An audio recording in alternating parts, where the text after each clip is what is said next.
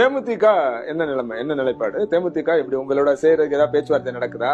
தேமுதிக எங்களோட இல்ல இது வரைக்கும் அவங்க வந்து ஒரு ஒரு ஒரு டயலமாக்கு வந்துட்டாங்க. இப்ப ராஜ்யசபா சீட்டு கொடுக்கல அப்படின்ற பிறகு அவங்களோட நிலைப்பாடுல ஒரு குழப்பம் இருக்கு. அது வெளிப்படையாகவும் தெரியுது. ஒரு விஷயம் சொல்றேன் சார், நீங்க 2024 கேளுங்க, இங்க கேளுங்க.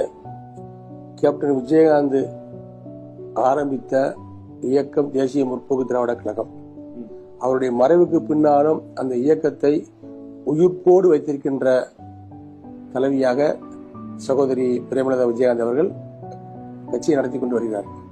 அவருக்கு எது நல்லது எது கெட்டது என்பது அவருக்கு தெரியும்.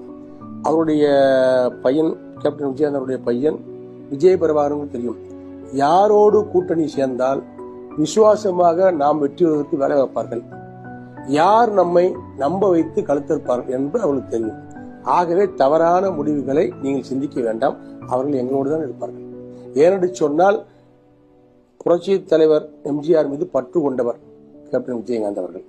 அவரை போன்று பிறருக்கு கொடுக்கின்ற குணம் உள்ளவர். அவரை பற்றி விசாரிக்கின்ற நேரத்தில் 10 பேருக்கு உணவு கொடுத்து விட்டு தான் 10-11 ஆளாக அவர் சாப்பிட்டிருக்கிறார். அப்படிப்பட்ட தலைவர் மீது பாசம் கொண்ட கேப்டன் விஜயகாந்துடைய எண்ண ஓட்டமே திமுகவை எதிர்த்துத்தான் தேசிய முற்போக்கு திராவிட கழகத்தை ஆரம்பித்தார்கள்.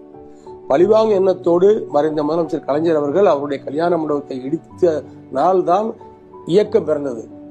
இது உண்மை வரலாறு. ஆகவே அந்த இயக்கத்தோடு மீண்டும் திமுக கூட்டு சேருவார்கள் என்று நீங்கள் கற்பனையோடு நினைக்க வேண்டாம்.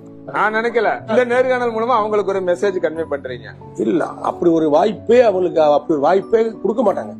ஏன்னு சொன்னால் பெருவாரியான தேமுதிக நிர்வாகிகளும் தேமுதிகவுடைய பொதுச்செயலாளர் சகோதரி பிரேமலதா விஜயகாந்த் அவர்களும் அவருடைய பிள்ளைகளும் நிச்சயமாக அதிமுகவுடைய தொண்டர்களுடைய அன்பை பெற்றவர்கள், அரவணைப்பை பெற்றவர்கள், பாசத்தை பெற்றவர்கள். அவர்களுடைய அன்பை நாங்கள் பெற்றிருக்கின்றோம். இதுதான் தார்மீக ரீதியான உண்மையான உணர்வுபூர்வமான கூட்டணி. சில கருத்து வேறுபாடுகள், சில கருத்து சிதறல்கள் இருக்கலாம். அதையெல்லாம் சரி செய்கின்ற இடத்தில் எடப்பாடி இருக்கிறார். நிச்சயமாக சரி செய்து விடுவார்.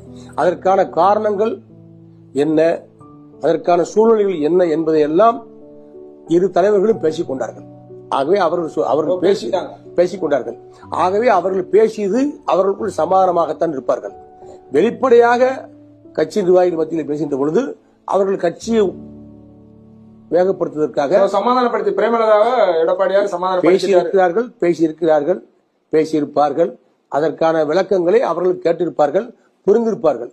எதற்காக இந்த நிலைப்பாடு என்ற நிலைமை அவர்கள் புரிந்திருக்கும். ஆகவே இதில் ராஜ்யசபா எம்பி ஒரு பிரச்சனையே கிடையாது. ராஜ்யசபா எம்பிங்கிறது எங்களுடைய